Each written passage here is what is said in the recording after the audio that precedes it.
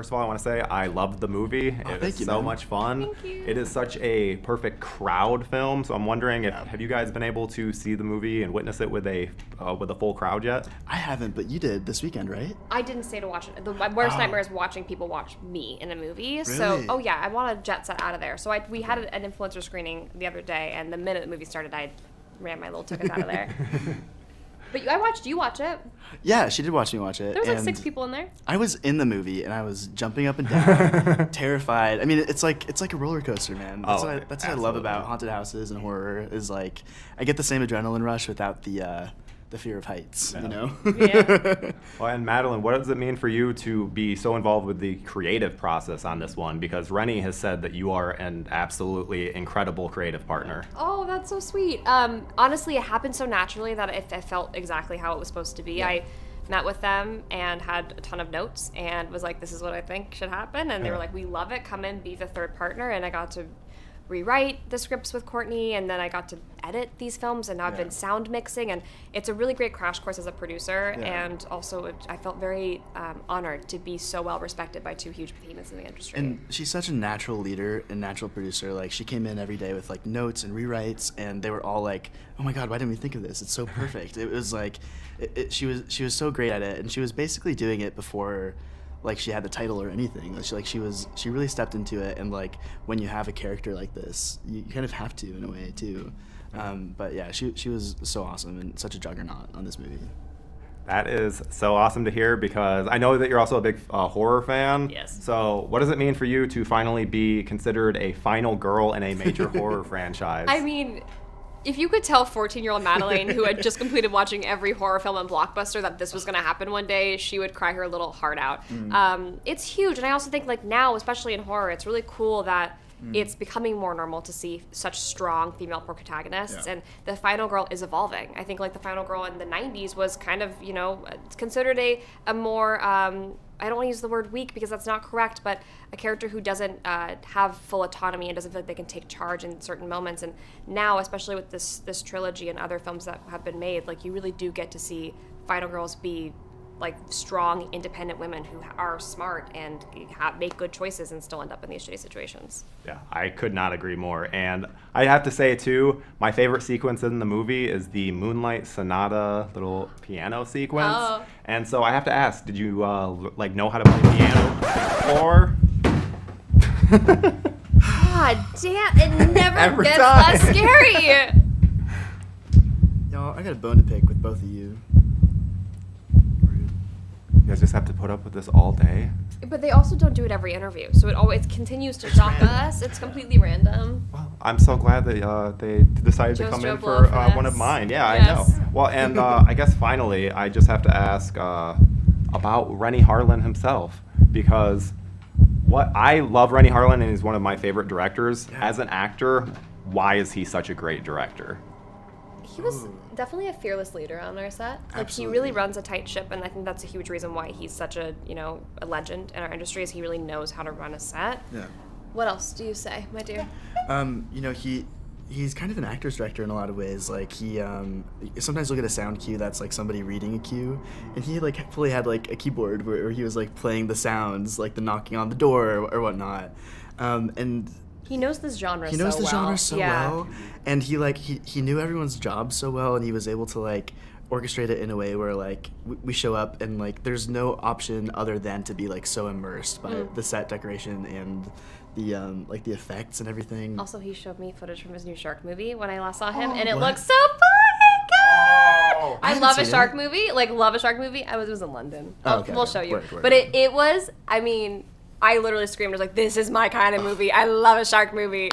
Like, you just know he's so good at what he does because you show up on set thinking, like, this is going to be a crazy day. And he's just like, okay, yeah, we got It's this. so- yeah, he's It's so calm about He's so it. nonchalant about Yeah. it. I guess that only comes with experience, but he was great. You So guys good. have made my day because I'm looking forward to that movie so No, you much. don't understand. I was like harassing him. I was like, "You have to show me something." He's like, "Okay, I guess I'll show you this trailer, but it's not done." I was like, "No, anything, please." And it's so iconic. I love a shark I need to movie. see this. Love a shark movie. That is incredible. Well, thank you guys so much for talking with me. This thank you has so been much for having wonderful. us. Thank you.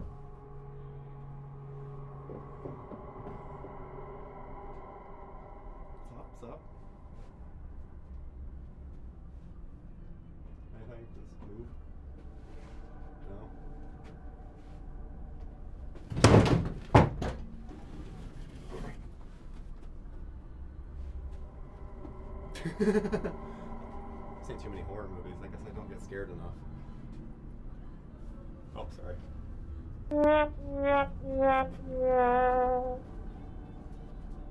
So I saw the movie last night, absolutely loved it. Thank you. And so I have to commend you for how you deal with tension in the film.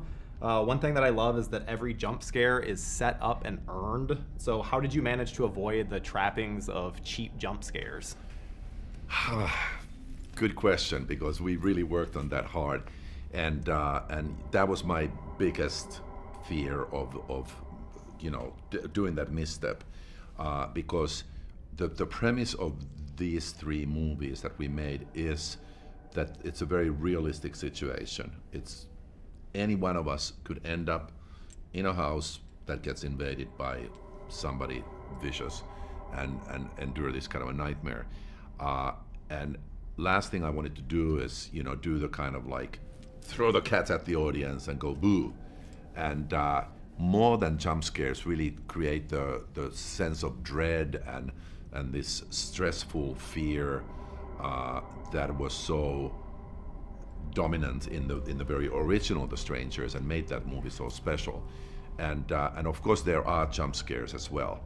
But like you said, I really worked hard on from the script to shooting, that they would feel earned, that they would feel like they come at the right time.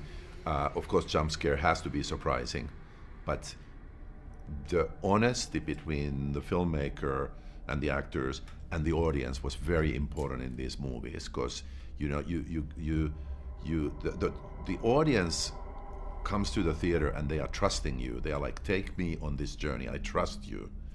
And you can't betray them by doing something cheap just to try to get the effect.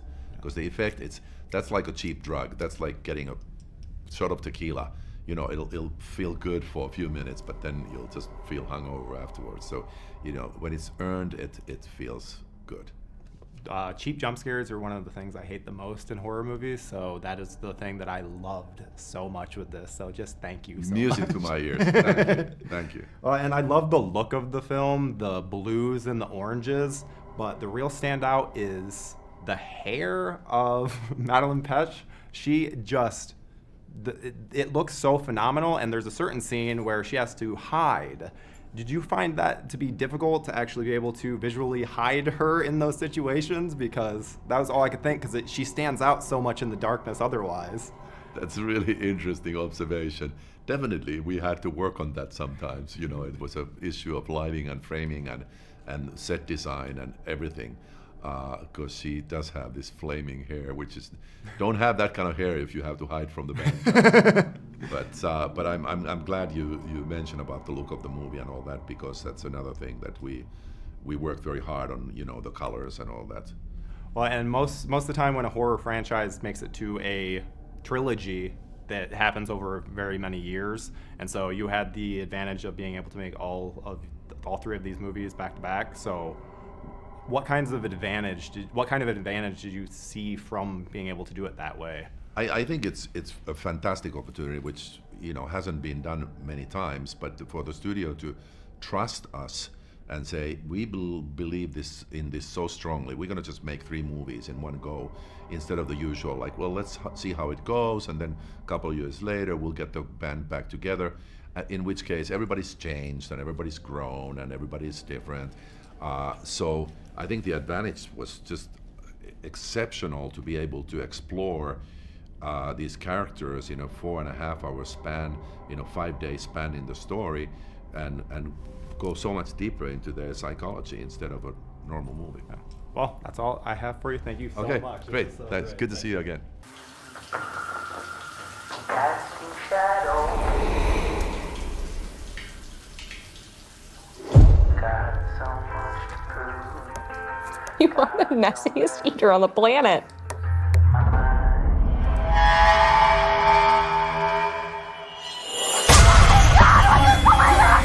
Lock the front door! And so Pray at Night has its fans, but it's very different from the original. What made you want to go back to the aesthetic of the first film?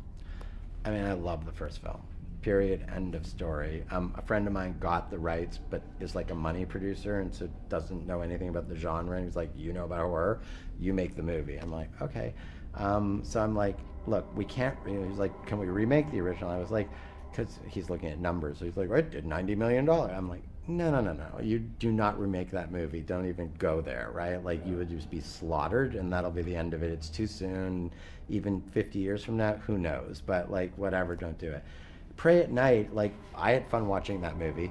But here's the thing. Like, I didn't want to tell another stranger story that was just like, okay, it's another family or it's another couple or whatever it is, and the strangers go and do their thing, essentially, which is what Pray at Night was, more or less.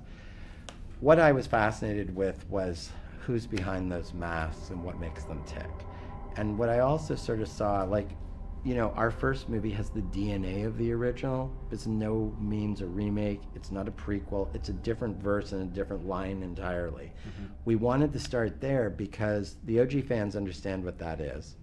But for us, it was like you just really can't improve on that setup to tell the bigger story that we're trying to tell. Remember, you watch chapter 1 and it ends, but the movie's not over until the end of chapter 3. Like, that's our real ending of this movie. This is just, you got a breath, like an intermission, and now you're like going to pick up at the very next scene, literally, of what happens next.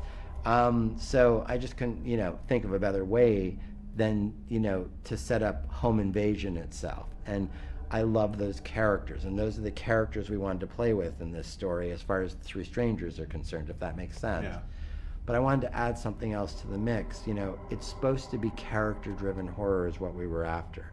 We're after something that, like, in the genre, basically says, why can't we, even though we're in the horror genre, spend time with a real character, both antagonist and protagonist, right? Where we actually go through every beat with them, and actually they earn what they're about to do as if it was real, like the original Strangers, in the vein of the original Strangers. So if Maya survives the initial onslaught, but they're in this small town and there's really nowhere for her to go, and they decide they want to play again and finish the job just because, in the nature of the Stranger, we don't even know why, right? If she has to go through 3 or 4 days of that, who is she at the end of those days? And what does she really go through? Does she even want to live along the way, right? And how does it evolve and develop between the two of them? It's true horror. That's the horror. Then you get all the scares and all that stuff because it's in the milieu. So that's what we did here. Well, I cannot wait to see the other one. Thank you so much for coming. Hey, today. Nice to see you again.